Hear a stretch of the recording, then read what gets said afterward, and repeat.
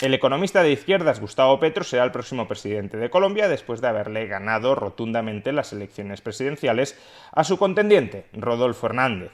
Gustavo Petro ha alcanzado esta victoria gracias, entre otras cosas, a un programa electoral que se comprometía a subir impuestos únicamente al patrimonio de las 4.000 personas más ricas de Colombia, y ni siquiera a todo su patrimonio, sino únicamente a aquel patrimonio de carácter no empresarial.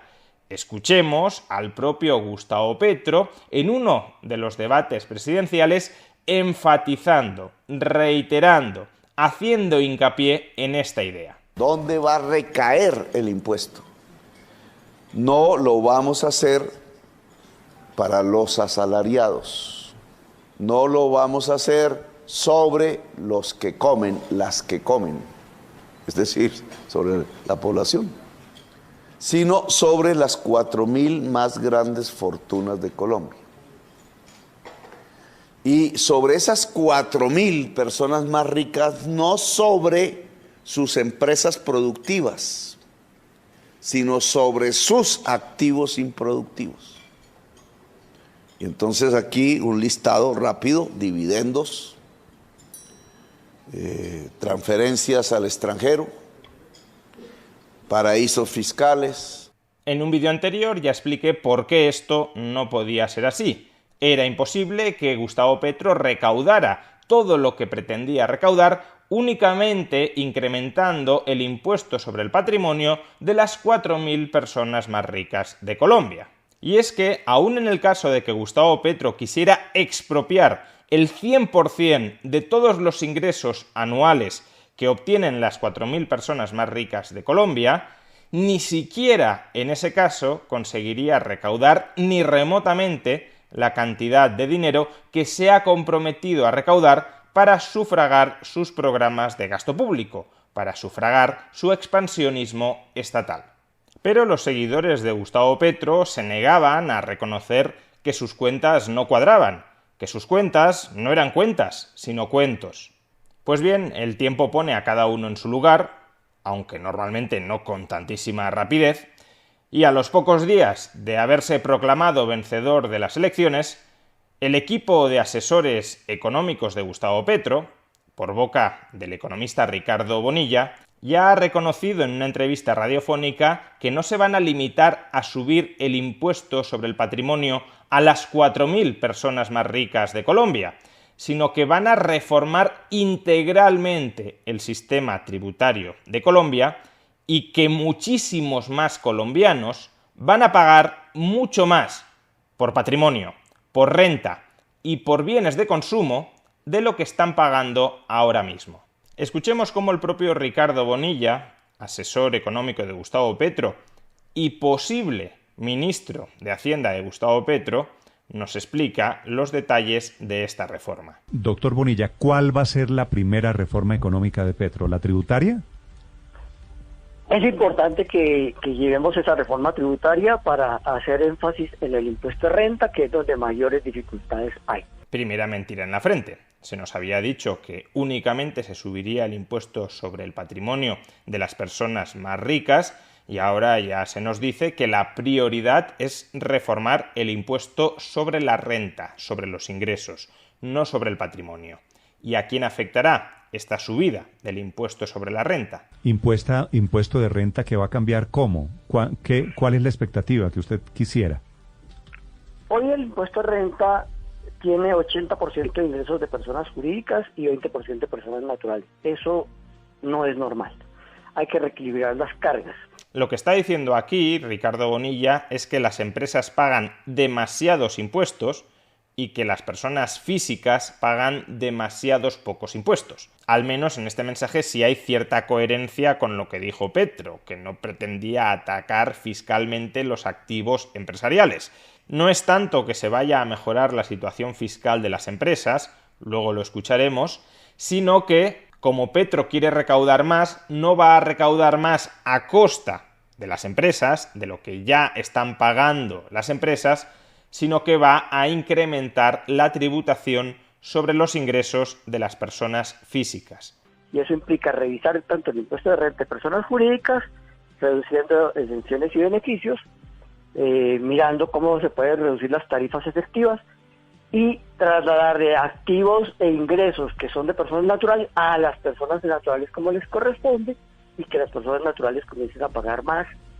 Esas personas naturales están en los ingresos medios y altos. En este punto Ricardo Bonilla está diciendo dos cosas. Primero, vamos a eliminar bonificaciones y exenciones del impuesto sobre la renta de las personas jurídicas, sobre los beneficios empresariales, y a cambio de ello vamos a bajar el tipo nominal del impuesto.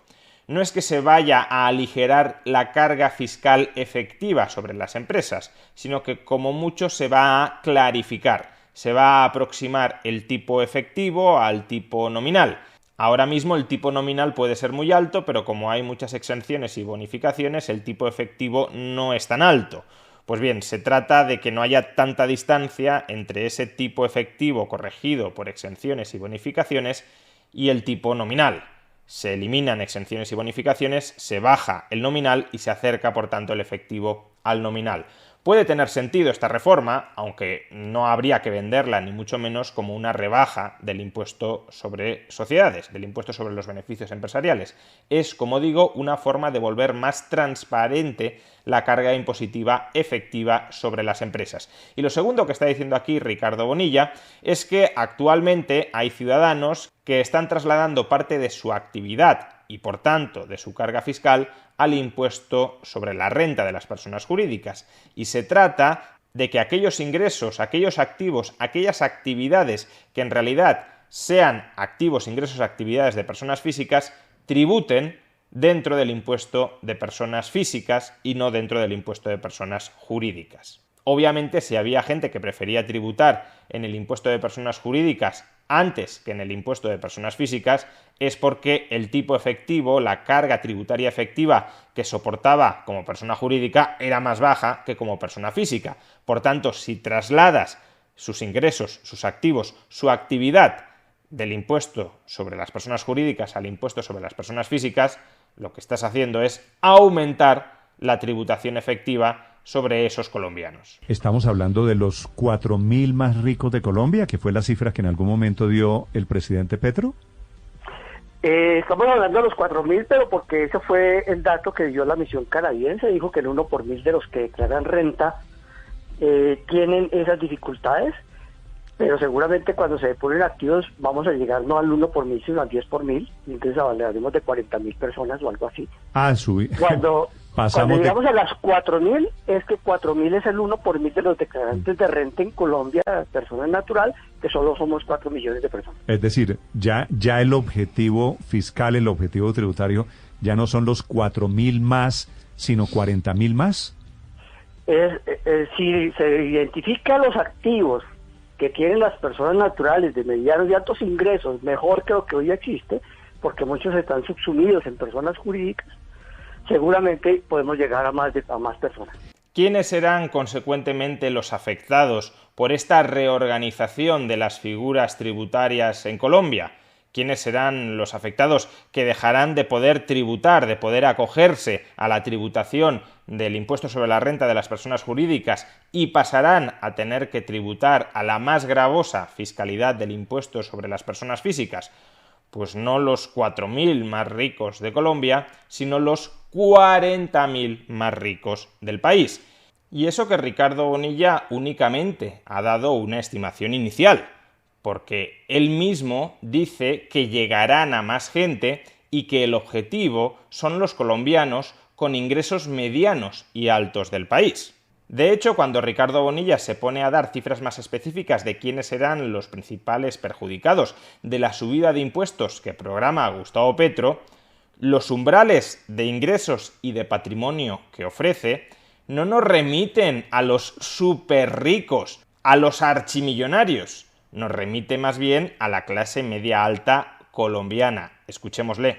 Es decir, una persona natural que tenga hoy un patrimonio de más de 1.000 millones en Colombia, ¿pagaría más impuestos? Es la propuesta de la reforma tributaria del presidente Petro. El impuesto de renta es de renta, es sobre ingresos. ¿Este sería sobre patrimonio? Patrimonio, y ese impuesto de patrimonio creemos que sí hay que mantenerlo, y sería a partir de 1.000 millones y sobre todo personas naturales. Ahora, no personas jurídicas. ¿Cuántos son 1.000 millones de pesos colombianos? Pues aproximadamente 250.000 euros. doctor Bonilla, 1.000 millones de pesos es un patrimonio, es un apartamento en Cedritos, en Bogotá, ¿no? ¿A usted le parece, ¿Cómo es? le parece que eso es una persona rica en Colombia? Ese patrimonio es el patrimonio líquido, o sea que tiene que descontar las deudas. Sí, pues una persona que ya pagó el apartamento en Cedritos. Sí.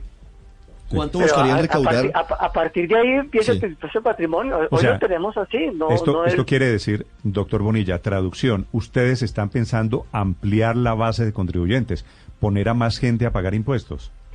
Pero de arriba, en la parte de arriba de la curva. Sí, lo que pasa es que uno puede decir, ahí es por eso le pregunto, arriba son 1.000 millones de pesos. El impuesto al patrimonio se paga hoy con patrimonios superiores a 5.000 millones de pesos. Así que es un salto muy grande.